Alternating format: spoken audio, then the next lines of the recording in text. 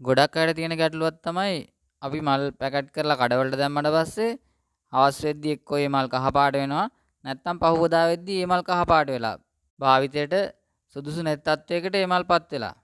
ඇයි මෙහෙම වෙන්නේ? අපේ වැරද්දකින්ම තමයි මෙහෙම වෙන්නේ. අපි ඒක වළක්වන්න පොඩි දේවල් ටිකයි කරන්න තියෙන්නේ.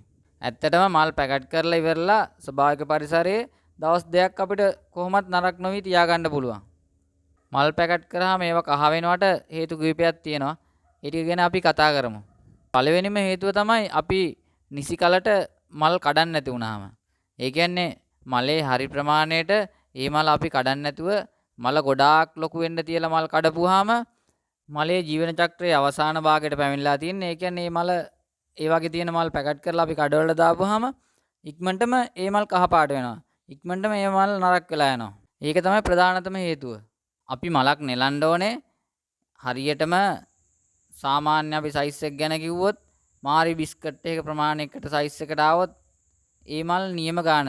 හැබැයි දැන් නම් මාරි බිස්කට් සයිස් එක පොඩි හින්දා ජෑම් බෝතලයක පියන සයිස් එක වගේ මල ලොකු වුණාම ඒ ගාන තමයි හරිම ගාන.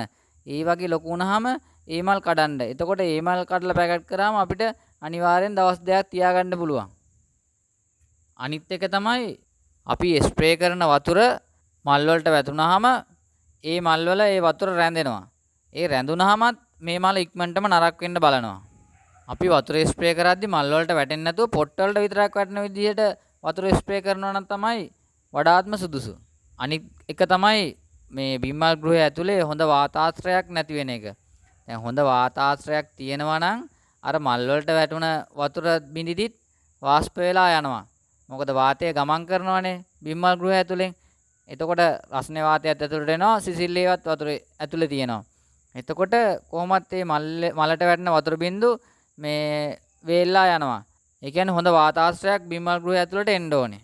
මේක කඩේදී වෙන ගැටලුවක්. අපි පැකට් කරපු බිම්මල් පැකට් කඩේට දාපුවාම ඒ දාලා තියෙන තැනට හිරු එළිය වැටෙනවා නම් ඒත් ඉක්මනට බිම්මල් නරක් වෙන්න බලනවා. තද හිරු එළිය බිම්මල් පැකට් වලට වැටෙන්නේ නැති වෙන්න අපි පැකට් ටික කඩෙන් කොහෙන් හරි තියන්න ඕනේ. අනිත් එක තමයි අපි බිම්මල් පැකට් කරද්දී අපේ අතින් හෝ වාතයෙන් හරි යන්න පුළුවන් එක එක බැක්ටීරියා වර්ග ගිහිල්ලත් පැකට් කරපු හතු වල ඇතුළේ තියෙන හතු කහ වෙන්න පුළුවන්. අනිත් එක තමයි සාමාන්‍යයෙන් නයිට්‍රජන් අඩු වුණාමත් හතු කහ වෙන්න බලනවා. ඒක නිසා මේ ගැටලු ටික අවම කරගත්තොත් අපි පැකට් කරන මල් දවස් දෙකක් අනිවාර්යෙන් පැකට් එක ඇතුලේ තියාගන්න පුළුවන්. ස්වභාවික පරිසරයේම. මං හිතනවා ඇත්තටම මේ ගැටලුවට පිළිතුරක් ඔයාලට හම්බෙන්නේ නැති කියලා.